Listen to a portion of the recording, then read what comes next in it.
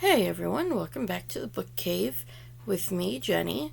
So, I've got a little bit of a book haul for you all today. I went to the library and the bookstore, and of course, I said I wasn't going to do either of those, and I kind of did, but I got a lot from the library, so I'm just going to jump right in. So, to start with, I got That Summer Feeling, and this is about a woman named Garland who is married and then her husband divorces her and she's not sure she believes in true love, but then her friends invite her to a reopened sleepaway camp. This is kind of like their test run for when the kids are going to come there. And there she meets a man that she had a premonition about, and she also meets his sister and falls in love with his sister. And it just sounds like a cute, summery, romantic book. And I just really like the colors on the cover as well. So I got this. And then Magic Treehouse has some new books. So I've been reading the graphic novels, and this is the newest one, number 6, Afternoon on the Amazon. And I like the art style on these. I think they're really cute. And then we have this one, which is Time of the Turtle King. And then one that I'm waiting on, I don't think it's out yet, is Windy Night with Wild Horses, which would be 39.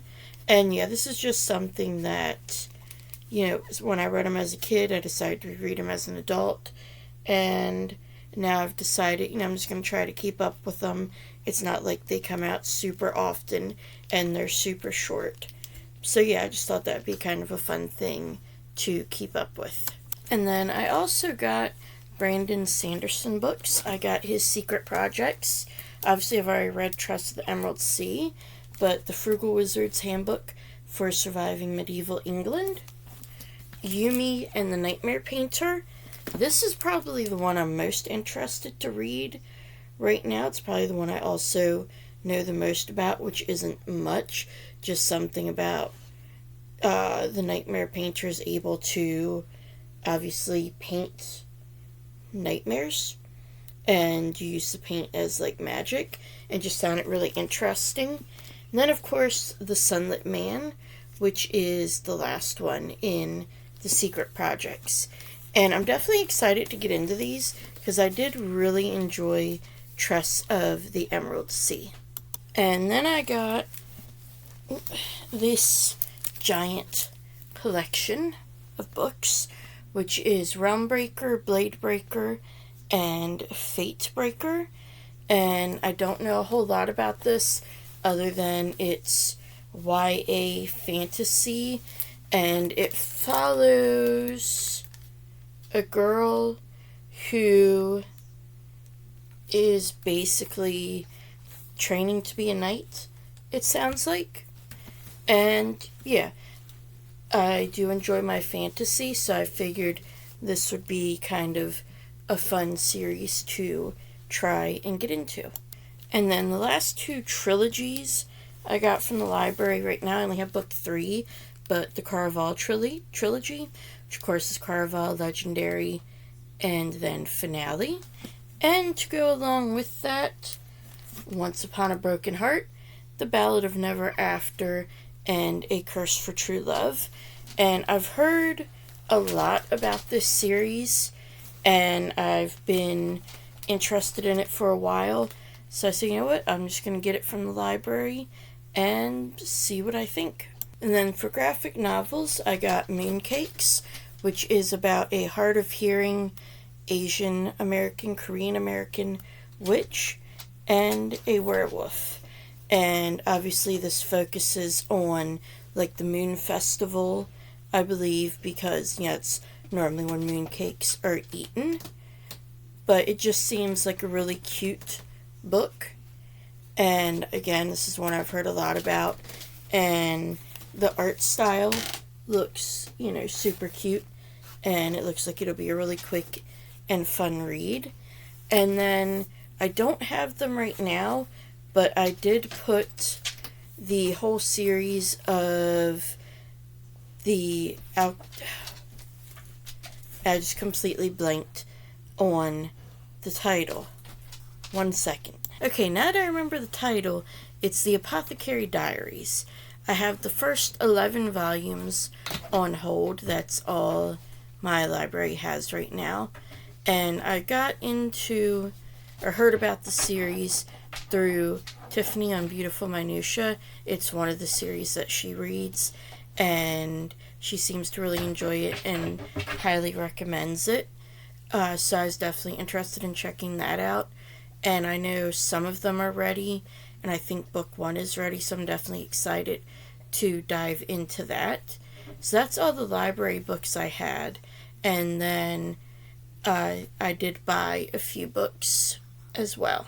So to start with, I got 7 of the Sookie Stackhouse novels. And of course, none of them are volume 1. But I'm not entirely sure if these have to be read in order or not. And again, this is something I've been hearing about for a while. I happened to see them for really cheap in a thrift store, so I picked up what they had. And along with that, I got My Roommate is a Vampire. And this is supposed to be kind of like a rom-com and perhaps kind of like a spoof of Twilight, where the Bella character is sharing an apartment with the, Edward, and doesn't realize he's a vampire. So, and it's supposed to be funny from what I heard. So I was interested to check that out. And then the last thing I got is Checked, which I do believe is middle grade. It's about a 11-year-old boy who plays ice hockey, and then his poor doggy gets sick, so they have to spend a lot of money on the dog, and it sounds like he kind of learns different life lessons through this, and like what's really important and stuff like that. And these were all from the thrift shop for pretty cheap, so I said, I'll try it.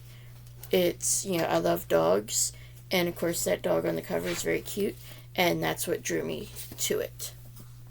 And then I got Strange Tales from Japan, 99 Tales of Yokai, Ghosts, Demons, and the Supernatural.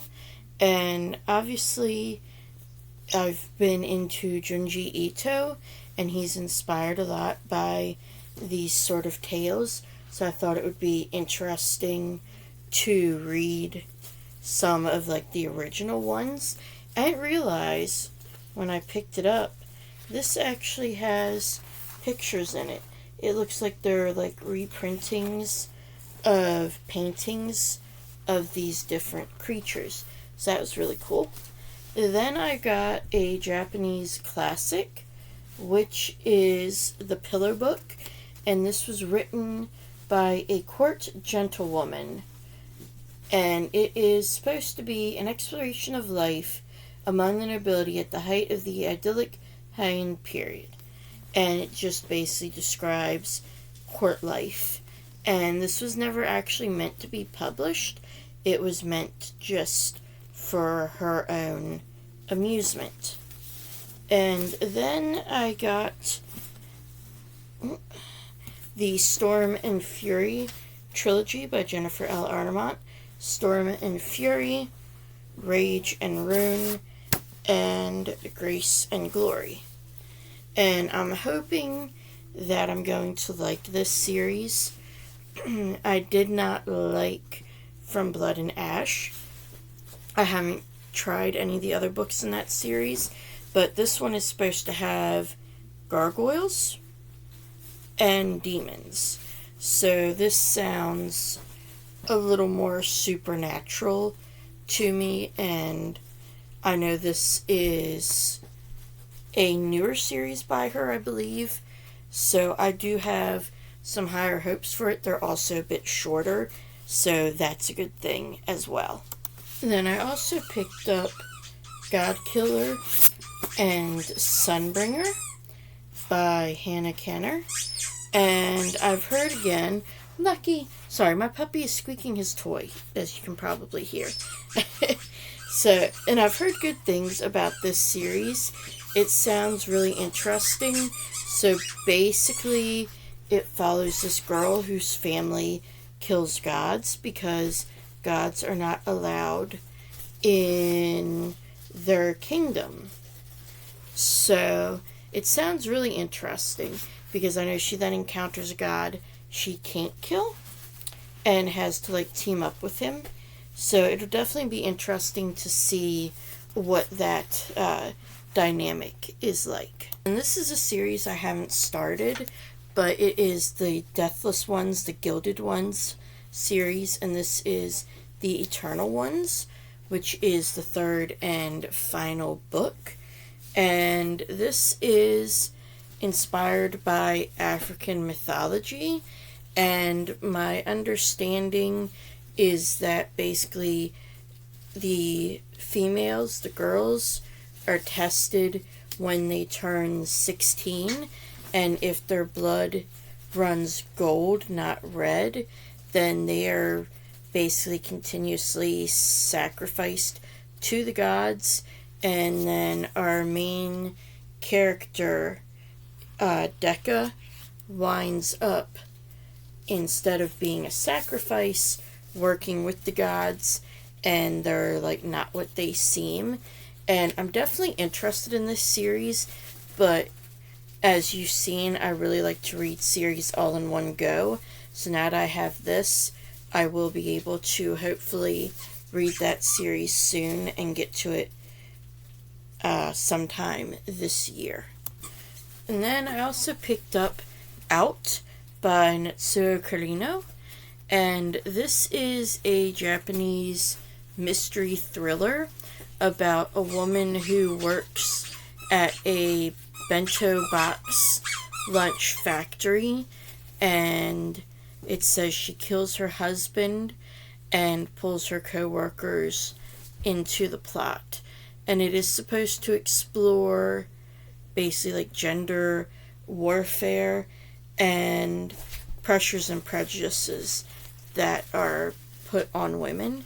And it sounded interesting when I saw it on Goodreads, and when I saw it at the bookstore, I just had to pick it up. And then the final two books that I have are two of the new Junji Ito books, Mimi's Tales of Terror, and I believe this is based on a horror novel. Okay. This says this is a collection of 9 scary stories pulled from a famed collection of urban legends called New Earmuffs. So these are all supposed to be true then. Okay, well, that would definitely be interesting. And then the other book I got by Junji Ito is one of his new short story collections, Tombs.